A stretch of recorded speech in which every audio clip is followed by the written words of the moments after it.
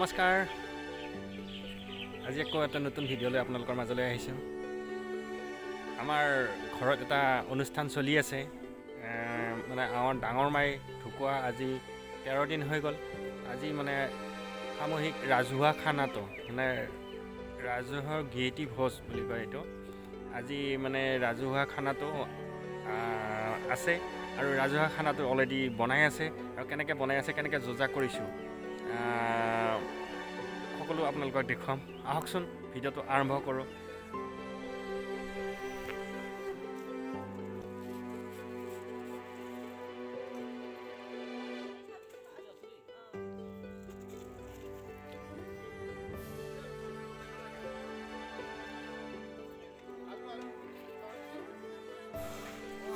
আৰু এইফালে সকলোৱে একেলগ হৈ পেলাই চব্জি কোটাত ব্যস্ত হৈ গৈছে।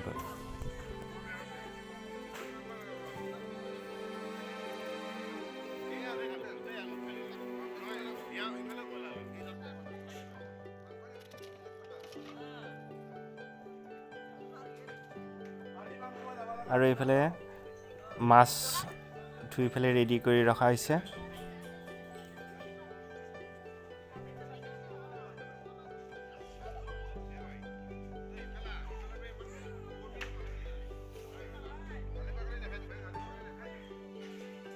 আহকচোন ভিতৰৰ ফালে যাওঁ, ৰান্ধনীয়ে কিনো বনাই আছে চাওঁ আৰু আপোনালোকক দেখুৱাওঁ।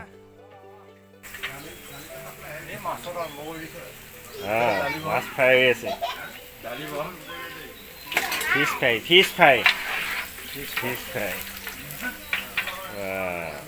বঢ়িয়া।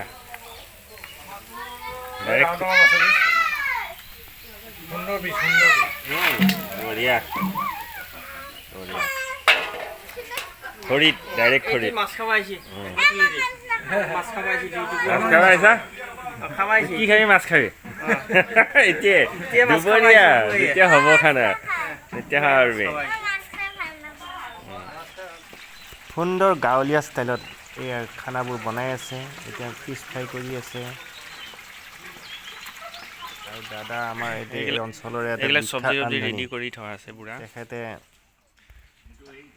আজি খানাটো বনাব। এইজন আমাৰ দাদা, এই দাদাজনে জয়ৰাম দাদা, তেখেতৰ নাম জয়ৰাম হয়। তেখেতে বহু সুন্দৰ সুন্দৰ খানা বনায়। উতলি আছে পুৰা ভক ভক কৰি। আৰু ইয়াত কি বনাবি? মাছৰ জোল বনাব। মাছ ফ্ৰাই হৈ গ'ল।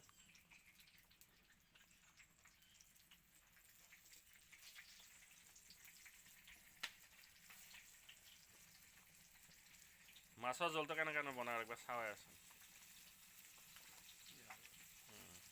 শুকান জলকীয়া দিছে, তেজপাত, আদা নহৰু পেষ্ট দিব। এতিয়া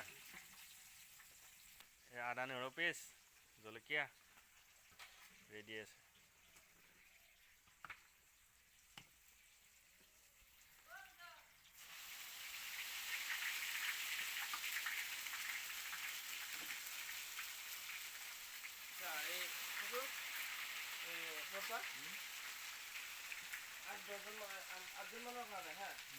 সম্পূৰ্ণ গাঁৱলীয়া ষ্টাইলত এই খানাটো বনাইছে। বেছি মছলা নহয়, অকল আদা নহৰু জিৰা জালুক মছলা খুব কমকৈ বনায় আমাৰ গাঁৱৰ খানাবোৰ, আৰু বহুত টেষ্টি হয়।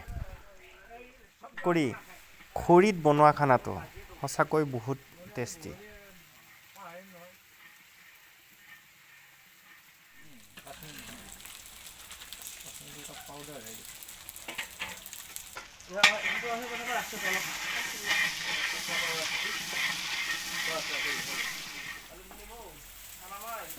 এইটো মাছৰ জোলৰ কাৰণে ৰেডি কৰি আছে।